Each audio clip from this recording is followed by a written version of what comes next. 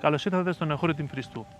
Είμαι ο πρόεδρος της τοπικής κοινότητας, ανήκουμε στο Δήμο Μακρακόμης και είμαστε στα σύνορα ακριβώς με την Ευρυτανία.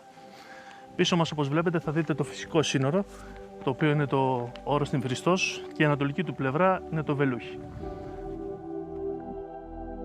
Το χωριό κατοικείται με τις πρώτες αναφορές από το 1700, με το πρώτο όνομα να φημολογείται ότι ήταν Κοστριάδες ή Κοστριά. Είναι ένα μέρος στο οποίο παλαιότερα υπήρχε πλήθος τεχνητών, ξυλογλυπτών και χωρίς να χρειάζεται να κάνουμε υπερβολές ή να πούμε πολλά λόγια, αφήνουμε τη φύση να μιλήσει για μας.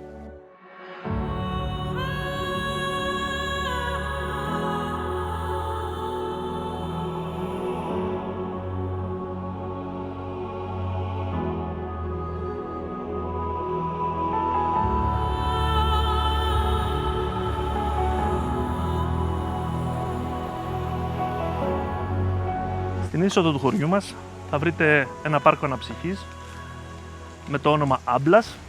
Αυτό δημιουργήθηκε έπειτα από ανάγκη της τότε νεολαίας, στη δεκαετία του 90, για να έχει μια εναλλακτική για διασκέδαση, χωρίς να ενοχλεί τον περίγυρο, και δημιουργήθηκε αυτό το μαγικό μέρος που βλέπετε πίσω, το οποίο προσφέρεται για αναψυχή, για στιγμές χαλάρωσης,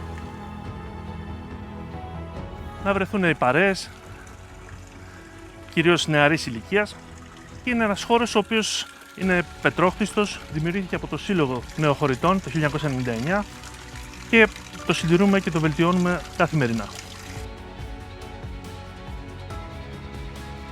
Στην πλάτη του χωριού δεσπόζει ο κοκκινόβραχος. Το αναφέρει ο Ζαχαρίας Παπαντονίου στο πρώτο αναγνωστικό. Ένας βράχος ομορφιάς απαράμιλης, όπως θα δείτε και στα πλάνα που μας εξασφαλίζουν εδώ τα παιδιά του Δήμου.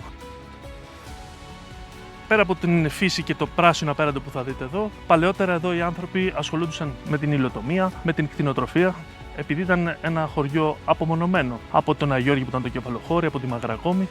Το μόνο πράγμα που είχαμε ήταν ο ένας τον άλλον.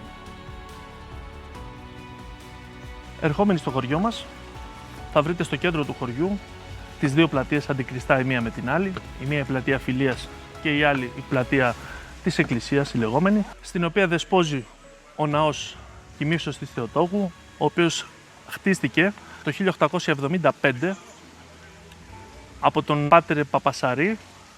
Μέσα έχει ένα ξύλινο τέμπλο καρυδιάς, έχει παλαιές εικόνες και στις 15 Αυγούστου πλημμυρίζει από κόσμο, πλημμυρίζει από νότες, πλημμυρίζει από δημοτικά και παραδοσιακά τραγούδια με ένα παραδοσιακό πανηγύρι που κάνει ο σύλλογός μας. Έχουμε προσθέσει μια δεύτερη βραδιά, η οποία λέγεται Πάρε τα βουνά. Είναι συνήθως έντεχνο και λαϊκό τραγούδι, απευθύνεται σε άλλο κοινό, και μέσω της οποίας την πρώτη χρονιά τα έσοδα διατέθηκαν όλα για την αγορά απεινιδωτή. Γιατί το μόνο που σας είπα και πριν ότι έχουμε είναι ο ένας τον άλλον εδώ. Και δεν θέλουμε να λείψει κανένας.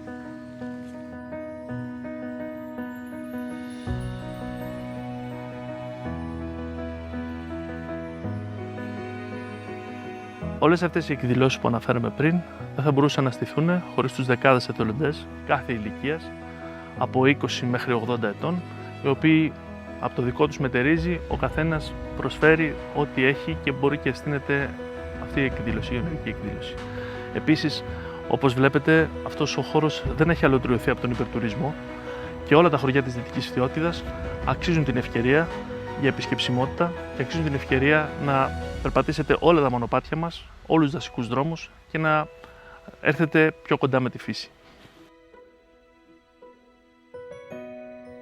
Ο Δήμος Μακρακόμης, τον Εχώριο Τιμφριστού, αλλά και όλα τα χωριά της ορεινής Δυτικής Φθιώτιδας σου έχουν μια πρόταση. Πάρε τα βουνά!